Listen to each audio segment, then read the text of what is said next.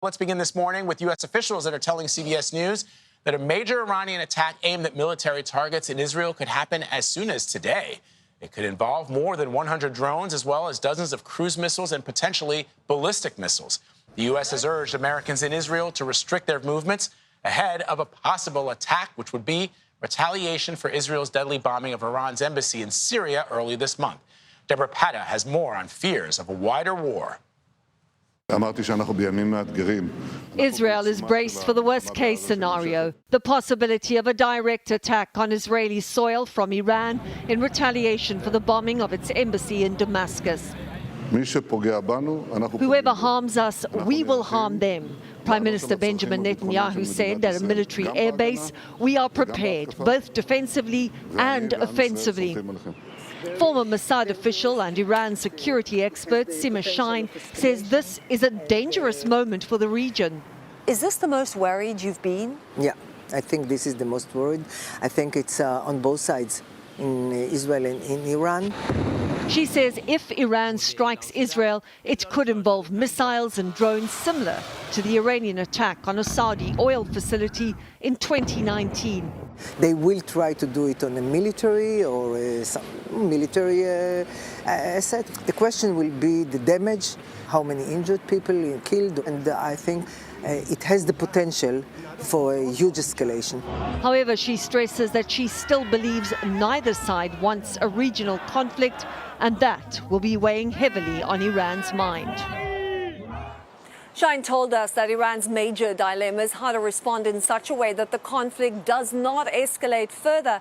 And likewise, Israel, she says, may choose to show restraint and avoid further confrontation. Vlad, Anne-Marie? All right, Deborah, thank you. So for more on this, we're joined by Charles Faint. Charles is the chair for the study of special operations and the deputy editorial director for the Modern War Institute at West Point. Thank you so much for joining us. And so, sort of to make it clear, Iranian proxies have been attacking Israel for a while. The concern is that now Iran may overtly step into this. Or Iran itself may attack Israel itself. Can you tell us just how dangerous is this moment in the Middle East? Hey, Anne-Marie, thanks for having me on the show to talk about this very important topic. So I think this is a very dangerous time, not only for the region, but for the world.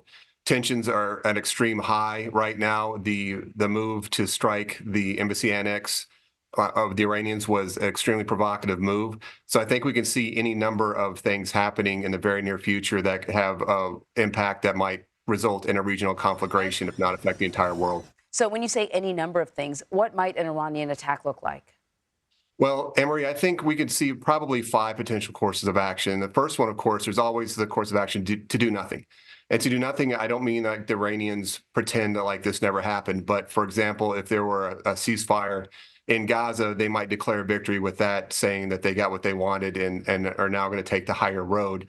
I think it's more likely that there will be some type of kinetic action. For example, they might attack Israeli interests abroad. We see movement and reporting in the open source press about targeting of Israeli embassies, et cetera, overseas. You mentioned the use of proxies. That would probably continue, especially with Hezbollah up to the north of Israel. The most dangerous thing is probably to attack Israel directly, which I expect we will see with drones and rockets and missiles. And then, of course, they might also attack the allies or interests worldwide.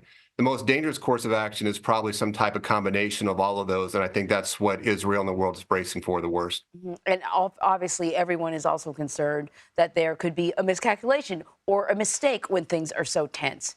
What are the options in terms of de-escalation? So it's hard right now to see what de-escalation would look like with the interests of so many powerful states being diametrically opposed. For example, Iran is committed to the destruction of Israel. Israel is committed to not being destroyed. Our president has made it very clear where the U.S. stands on this. So right now, I think we're seeing a rush for cooler heads to prevail in this, to prevent this from coming into a wider conflict that I think most of the major parties at this time don't want. Right. And you mentioned President Biden. While recently he's been particularly critical of Benjamin Netanyahu, he has also reinforced the fact that U.S. support for Israel is ironclad. That is the word that he used. So then what would an Iranian attack mean for the U.S.?